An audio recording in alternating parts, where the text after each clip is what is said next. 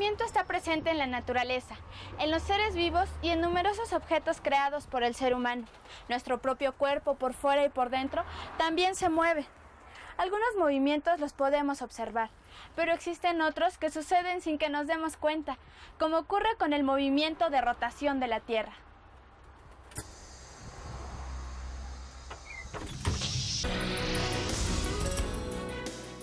¿Sabías que nuestro planeta viaja a una velocidad de casi 30 kilómetros por segundo en una trayectoria elíptica alrededor del Sol? A esta velocidad, la Tierra recorre 106.000 kilómetros en una hora. Cuando vamos sobre la carretera, podemos considerar tanto el desplazamiento del camión como su trayectoria. Si medimos en línea recta el cambio de posición de nuestro camión desde el punto de referencia, en este caso el poblado A, hasta la posición final del recorrido, o sea, el poblado B, sin importar la trayectoria, podemos decir que nos desplazamos del poblado A al poblado B. En este desplazamiento, la dirección del vehículo donde viajamos se modifica de acuerdo con las curvas del terreno, conformando así la trayectoria del móvil. La trayectoria es el conjunto de posiciones distintas que ocupa sucesivamente un cuerpo en movimiento y se considera desde el punto de inicio hasta el punto final del viaje.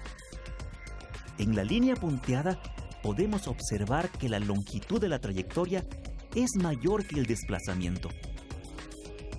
Hay diferentes tipos de movimiento que por su trayectoria se pueden clasificar en rectilíneo y curvilíneo. Y dentro de esta última, circular, parabólico, elíptico y ondulatorio. La rapidez y la velocidad son magnitudes esenciales para describir el movimiento. La rapidez es una magnitud física que mide la distancia recorrida en determinado tiempo.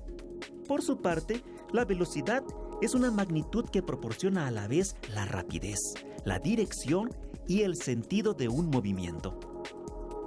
Ambas se calculan dividiendo la distancia entre el tiempo mediante la siguiente expresión. Pero en el caso de la velocidad, también se indica la dirección del desplazamiento. Para medir la rapidez que tiene un balón de fútbol, necesitamos saber la distancia que recorre en un tiempo determinado y cuál es la dirección de este movimiento. Si este balón recorre 15 metros y tarda 3 segundos en llegar desde el pie del jugador hasta la portería, entonces quiere decir que el balón se mueve a 5 metros por segundo.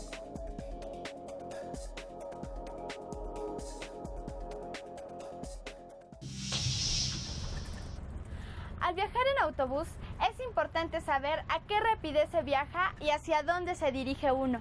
En este caso, vamos a recorrer 160 kilómetros y el chofer nos ha indicado que llegaremos más o menos en 2 horas. Nos da tiempo de calcular a qué velocidad vamos.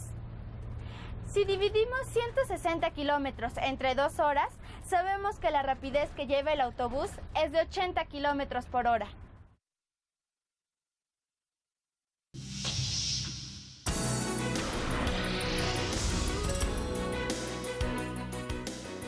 ¿Sabías que desde el año 2004 los científicos siguen la trayectoria de un asteroide llamado Apophis?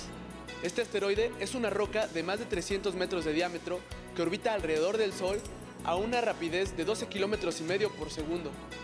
El Apophis pasará muy cerca de la Tierra en los años 2029 y 2036, a unos 40.000 kilómetros de distancia. Para darnos una idea, esta distancia es 10 veces menor que la que hay entre la Tierra y la Luna.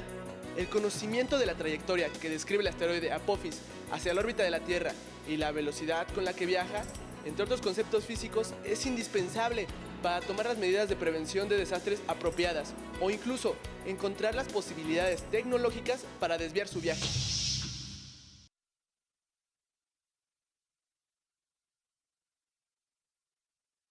Nos encontramos con el doctor Jorge Hirsch, que nos platicará sobre la importancia de conocer el movimiento a partir de la física. Doctor, ¿cuáles son las aplicaciones científicas de conocer el movimiento? Pues el movimiento es el que nos da la sensación de paso del tiempo. Cuando vemos cosas que se mueven, cosas que se repiten, cosas que cambian, entonces ahí es recién cuando tenemos la idea de que el tiempo ha pasado. Lo notamos claramente cuando nos encontramos con una persona que hace mucho que no vemos. Y el movimiento, además, pues tiene esta propiedad de ser relativo, de decir, bueno, ¿quién se está moviendo respecto de quién? Esa es una pregunta que ha tenido diferentes respuestas en diferentes momentos. Si hay una referencia absoluta, es decir, todos nos movemos respecto de ese árbol, o ese árbol también se está moviendo. Pues esa es una pregunta que ha dado mucho que trabajar a los científicos y muchos temas muy interesantes para pensar. A nosotros como jóvenes, ¿para qué nos sirve estudiar el movimiento de las cosas? Bueno, uno de los usos quizás más cercanos a los jóvenes es el movimiento de las pelotas, por ejemplo. Ustedes seguramente han visto que cuando batea un jugador de béisbol, te dicen exactamente a qué velocidad salió. Okay. Y además, a la hora de que el lanzador la tira, no es lo mismo que la pelota vaya derechito a que vaya haciendo esas vueltas tan complicadas que hacen casi imposible pegarle. Muchas gracias, doctor. Hasta luego. Interesante, ¿no lo creen? Como hemos visto, parece ser que todo se mueve. El estudio de las variables del movimiento es aplicable tanto en la vida diaria como en la ciencia. Tal es el caso de una empresa de seguridad que desde el año pasado trabaja en el diseño de un dirigible autónomo no tripulado, apoyada por el Instituto Politécnico Nacional y la Universidad Nacional Autónoma de México.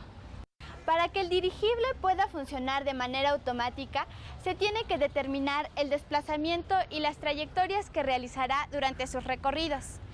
Este y otros avances tecnológicos se basan en el conocimiento científico y las teorías y leyes que de esto se desprenden. Para interpretar información obtenida de los hechos o fenómenos que nos rodean, podemos trazar una gráfica que nos permita conocer la relación que hay entre dos variables. Por ejemplo, el tiempo que tarda el camión en recorrer una distancia determinada. Antes de construir o elaborar una gráfica, es necesario conocer las variables que serán colocadas en cada uno de los ejes de dicha gráfica. Descartes fue el primero en desarrollar un sistema de coordenadas. Una gráfica de dos variables, X y Y, proporciona información que podemos interpretar de forma más fácil que solo observando los diferentes datos. En un plano cartesiano se incluyen dos variables. Una es la variable independiente que graficamos en el eje de las X, y los cambios de esta determinan los valores de la dependiente. Y la variable dependiente en el eje de las Y, la cual depende de los valores que asuma la variable independiente. Por ejemplo, si queremos representar el tiempo que tarda un camión de carga en recorrer 26 kilómetros para llevar su mercancía de un poblado a otro, la distancia recorrida por el camión va a depender del tiempo que éste lleva en movimiento, es decir, que es una variable dependiente.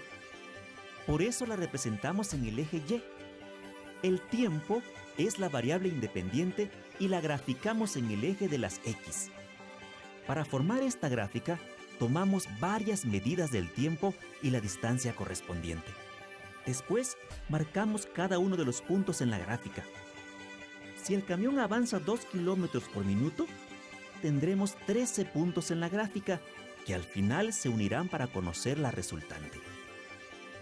La gráfica obtenida representa la relación de la distancia recorrida contra el tiempo transcurrido, es decir, que el camión tardó 13 minutos en recorrer 26 kilómetros. Asimismo, de los datos obtenidos, podemos decir que existe una relación entre la velocidad, la distancia y el tiempo.